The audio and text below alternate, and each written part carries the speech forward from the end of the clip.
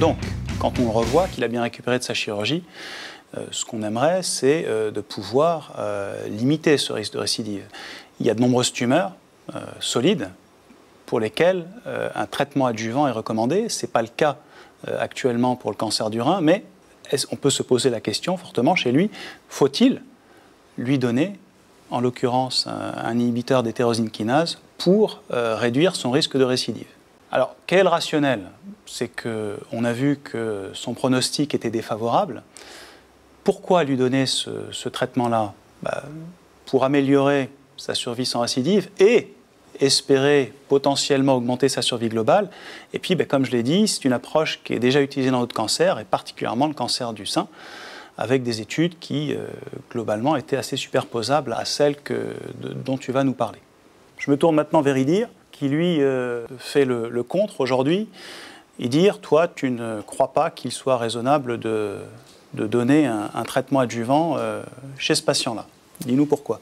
En effet, Karim, même si cette question du traitement adjuvant est une question d'actualité au vu des études récentes sur lesquelles on va revenir un peu plus tard, malheureusement, l'histoire a déjà été soulevée à l'ère de l'immunothérapie et des études ont été conduites et il n'y avait pas de bénéfice à donner des immunothérapies dites anciennes, maintenant à cause des nouvelles thérapeutiques, mais qui n'avaient pas du coup montré un bénéfice à traiter ces patients qui sont à haut risque de progression.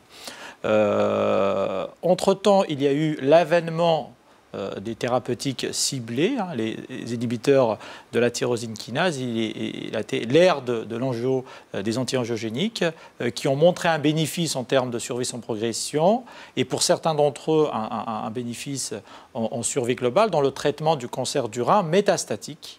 Et donc l'idée est venue pour se poser la question, est-ce que proposer ces thérapeutiques-là chez les patients qui ont un haut risque de progression n'apporterait pas un bénéfice? Donc beaucoup d'études ont été conçues évaluant l'intérêt de ces TKI en situation adjuvante. Toutes les études avaient pour critère de jugement principal la survie sans progression. Et malheureusement, les études, beaucoup d'entre elles en tous les cas, sont négatives. Donc je ne veux pas proposer de thérapeutique adjuvante à ce patient. Alors Idir, tu nous dis les études, mais à ma connaissance, pour l'instant, il n'y a que 2 études qui ont été publiées. L'essai Assure, d'abord, un essai américain, et l'essai ESTRAC. Or, il se trouve que, pour l'instant, toi tu sembles dire que toutes les études sont négatives, mais on a une étude positive et une étude négative, ce qui fait l'originalité de ce débat aujourd'hui, et que la question est discutée. Je me tourne vers Pierre, qui va d'abord nous présenter l'étude positive, qui est l'essai ESTRAC. Pierre, merci Karim. Dis-nous tout sur cet essai. Merci, je suis ravi de vous présenter l'essai ESTRAC, d'abord parce que c'est un espoir potentiellement, supplémentaire pour nos patients. Et puis il faut dire que l'étude ESTRAC a été dirigée par 2 Français, Alain Raveau et Jean-Jacques Patard. Jean-Jacques Patard qui était le responsable du CCAFU Rhin qui te précédait. Donc cette étude ESTRAC, c'est une étude qui a cherché à évaluer l'intérêt du sunitinib après néphrectomie chez les patients à haut risque de récidive, chez des patients non métastatiques. Donc c'était une étude randomisée, un bras sunitinib, un bras placebo. Les patients qui étaient traités par sunitinib avaient la dose standard, 50 mg par jour avec un schéma 4-2. L'objectif principal était la survie sans progression. Les patients pouvaient être inclus s'ils avaient une tumeur supérieure à ou égale à un stade T3, s'ils avaient un envahissement ganglionnaire. Il fallait que ce soit des carcinomes rénaux à cellules claires. Les patients pouvaient ou non être symptomatiques avant la néphrectomie. Et bien entendu, on est dans un contexte adjuvant, les patients ne devaient pas avoir de métastase et cela devait être confirmé par une relecture indépendante. Alors les patients ont tous eu 1 an de traitement, soit du placebo, soit du sunitinib. Et puis les patients sortaient de l'étude s'ils progressaient, s'il apparaissait un second cancer, éventuellement en raison d'une toxicité du médicament ou si le patient retirait son consentement. Alors vous voyez que les 2 groupes sont parfaitement comparables, avec un âge médian environ de 57 ans, autant d'hommes que de femmes dans chacun des 2 groupes, des patients plutôt pas symptomatiques, pratiquement que des cellules claires, c'était un critère d'inclusion.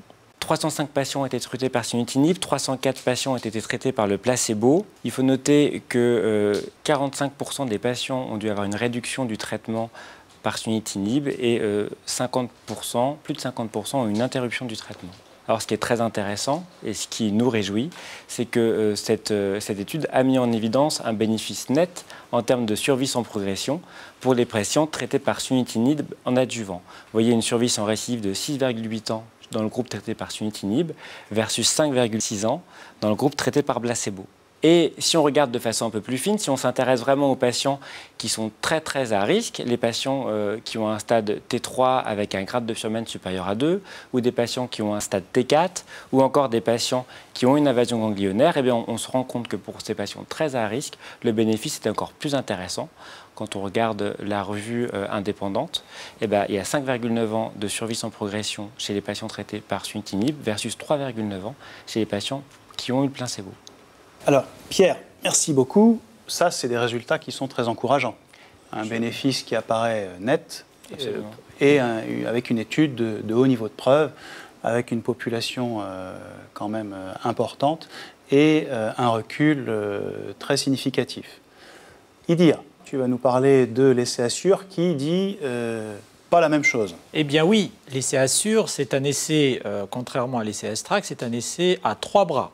Un bras placebo, un bras sorafenib, qui est un des TKI qui a une autorisation mise sur le marché dans le traitement du rein métastatique, et du sunitinib, dont on vient de parler à l'instant. Les patients étaient sélectionnés après chirurgie pour être randomisés dans l'un des 3 bras.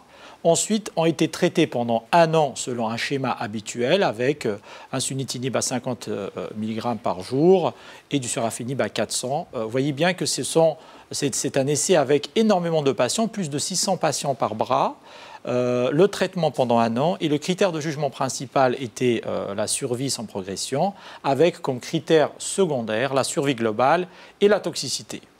Malheureusement, que ce soit en termes de survie sans progression ou en survie globale, il n'y avait pas de différence entre les 3 bras quant aux bénéfices à escompter d'un traitement adjuvant comparé au placebo. Donc, l'essai est considéré comme négatif et il n'y avait pas, du coup, d'intérêt à proposer un traitement adjuvant chez un patient qui a un cancer du rein à haut risque de progression.